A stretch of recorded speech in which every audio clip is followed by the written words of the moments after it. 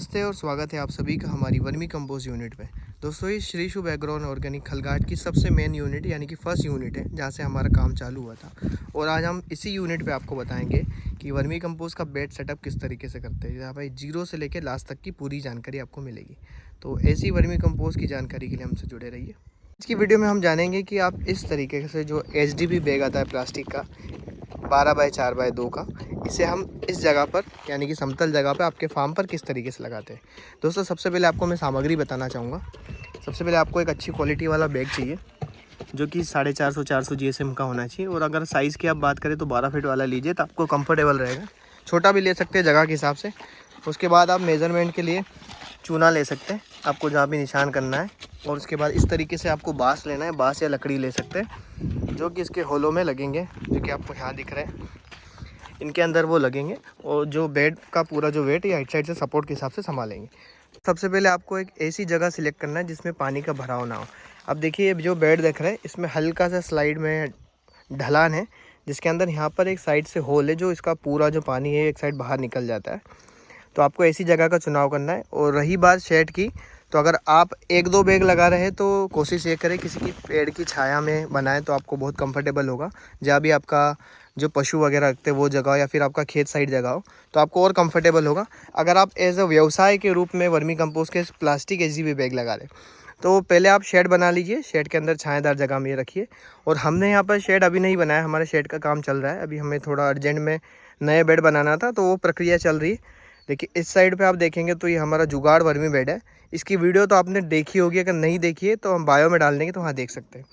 तो आप स्टार्टिंग से हम शुरू करते हैं कि किस तरीके से वर्मी कंपोस्ट का जो HDB बैग है लगेगा। तो यहाँ पर हम 3 बेड लगाने वाले हैं वर्मी कंपोस्ट के लिए। तो जिसके अंदर ये पहला बेड है, साथ ही साथ 2 और बैग आएंगे और बीच में हमें करीबन 1 से लेकर 2 फीट 2 से 2.5 फीट भी जगह छोड़ सकते हैं आपकी जगह के हिसाब से कि आपको कंफर्टेबल हो निकलने के लिए। तो इस चीज़ का थोड़ा ध्यान रखिए।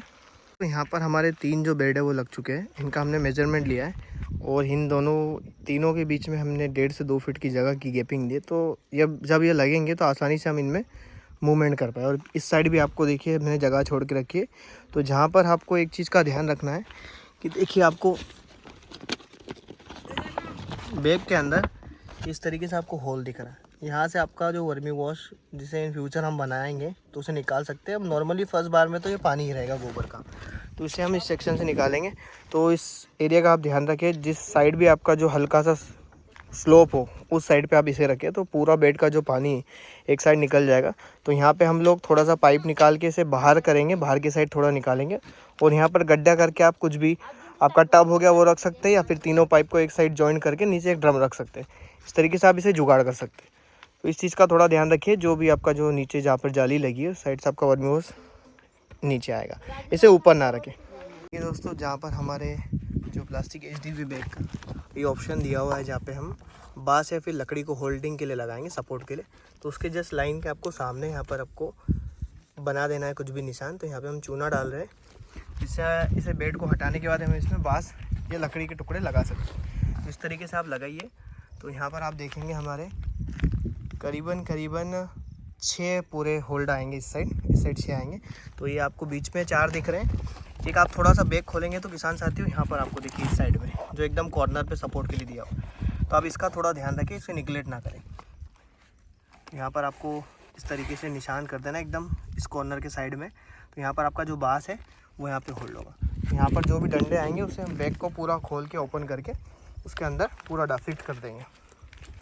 और यहाँ पर एक इस साइड पे हमें ऑप्शन दिया हुआ है, ये जो साइड वाला जो सपोर्ट है हमारा जो 4 फीट की एंगल पे लगा हुआ है और इसकी हाइट की बात करें तो 2 फीट है। तो आप जो भी बाँस यूज़ करें या लकड़ी यूज़ करें तो उसे 1.5 फीट तक ज़मीन के अंदर, 1.5 से 2 फीट तक ज़मीन के अंदर डालिए, जिससे मजबूती रहे। और जो ऊपर का सेक्शन है वो 2 फीट का रहना चाहिए। तो इस चीज़ का थोड़ा ध्यान रखें। यहाँ पर हमारा जो निशान का कार्य है वो एक बेड का हो चुका है और इस तरीके से हम इन तीनों बेडों में इस तरीके से निशान करेंगे। आप चाहे तो बैग वहीं पे रख सकते हो या उसे निकाल भी सकते हो। हवा ज़्यादा चल रही है, थोड़ा सा भी अगर बेड मूवमेंट करता है तो आपका जो बेड की पोजीशन है वो चेंज हो सकती है। इसलिए हम निशान करके बैग को हटा देंगे, फिर यहाँ पे बाँस लगाएंगे। तो देखिए यहाँ पर हमने बाँस की कटिंग कर ली है और आप देखेंगे इस साइड का जो हमारा बेड है वो कहाँ गया।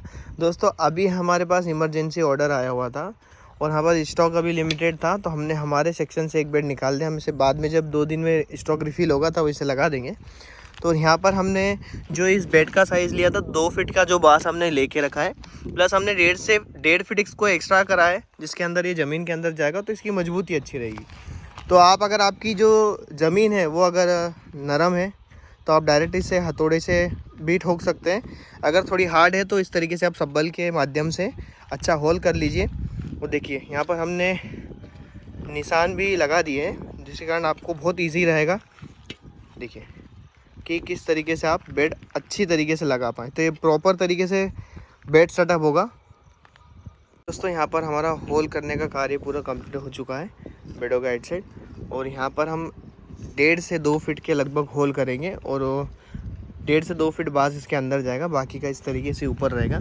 तो ये ऊपर की साइड का जो बाँस है हमने 2 फीट के साइज़ का रखा है। तो ये जो हमारी पाउच है ये बैग की, वो इसके अंदर आ जाएगी। तो आपका इसका थोड़ा ध्यान रखना है।